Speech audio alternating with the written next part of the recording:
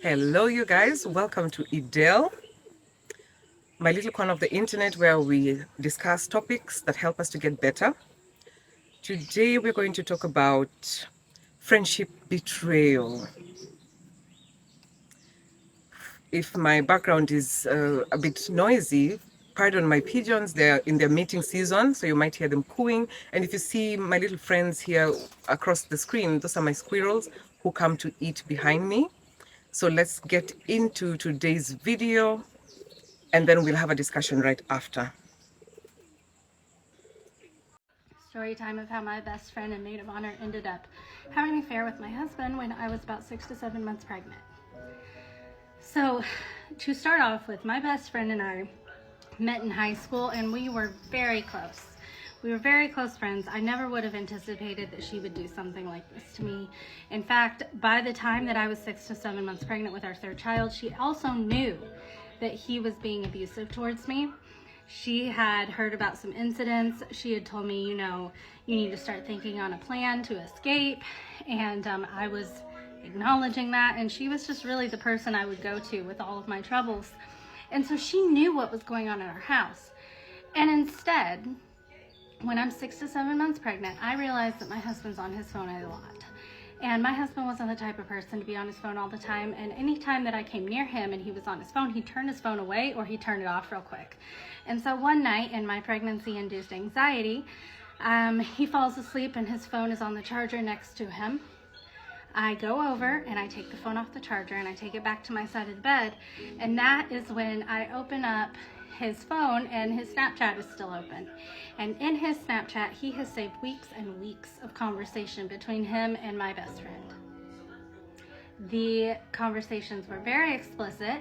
There were a lot of photos, a lot of videos, and at one point he even tells her how absolutely disgusting I am in this pregnancy, how he doesn't want to sleep with me, how he has no attraction towards me because I've gained so much weight. Because again, I am pregnant with our third child, and not only that, but I had gotten pregnant 6 months after having twins. It was not a pregnancy that I should have even had, and it was very unplanned. I was going through a lot of physical issues, a lot of mental issues. I had postpartum depression that I was battling, and now here I am pregnant, and I'm having an even harder time because I have 6-month-old twins, 6-month-old delayed twins that are not crawling yet or doing anything like that. We have multiple therapy appointments.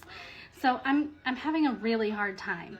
And she was aware of this, but in the messages, she does not once defend me. She's just agreeing with him that I'm disgusting, agreeing that, he just needs to move on. He needs a better wife. He needs a better person in his life. And it was devastating.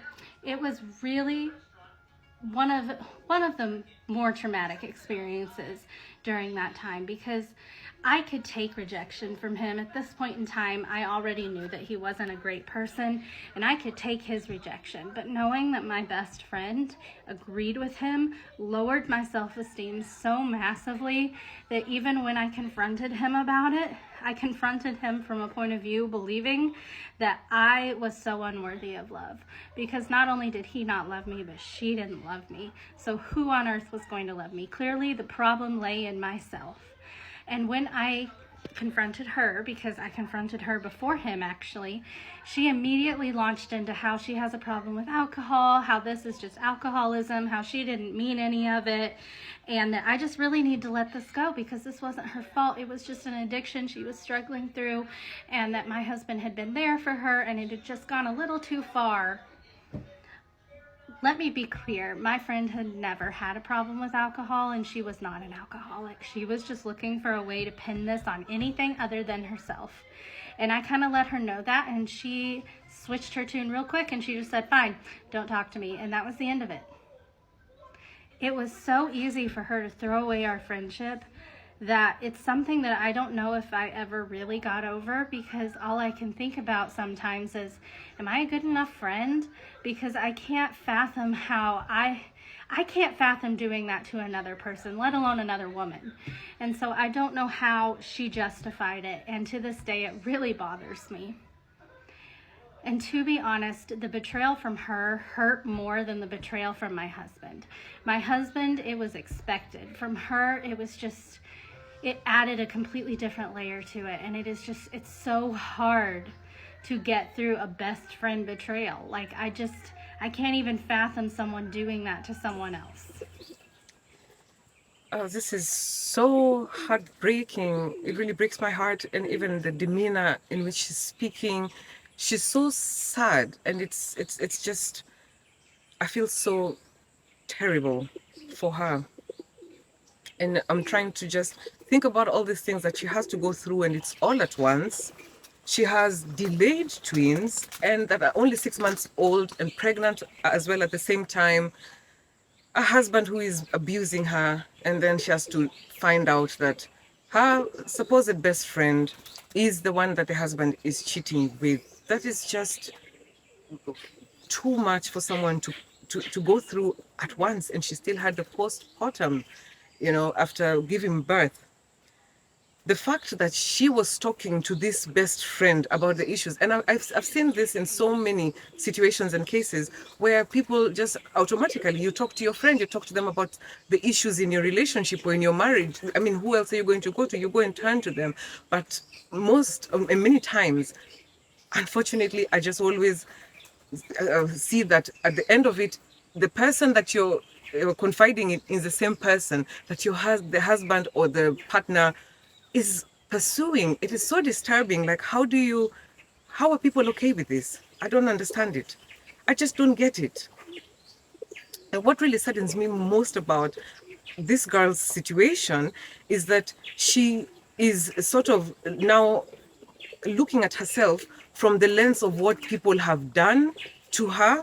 She doesn't have a really, she's not yet gotten to the place where she can separate the things that people are doing to her and not look at them like that's what she deserves. Her worth is tied to the things, that experiences that she has had, and she's, sort of in that place where she's convinced that they've done this to me.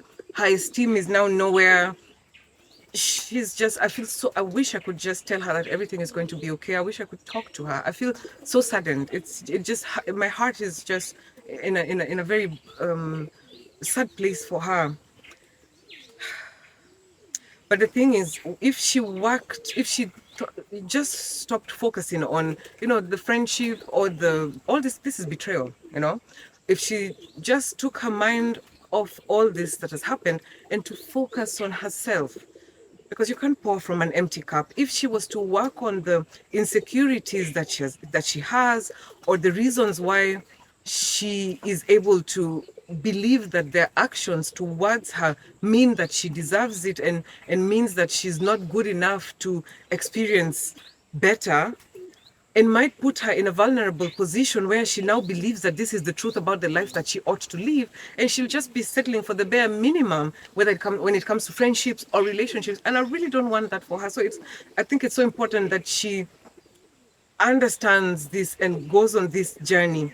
And the thing about doing this inner work is, when such things happen, which sometimes they seldom do once you've done that inner work, because you walk away much sooner, you become so objective and you're able to see things for what they are without being blinded by narratives that you already have internally. That's the whole point of doing inner work. You're working on those belief systems that are putting you down and that are allowing you to accept things that you should not be accepting. Because all of us inherently, we deserve good relationships, we deserve good friendships, and we deserve, more important than anything else, to have a healthy relationship with ourselves.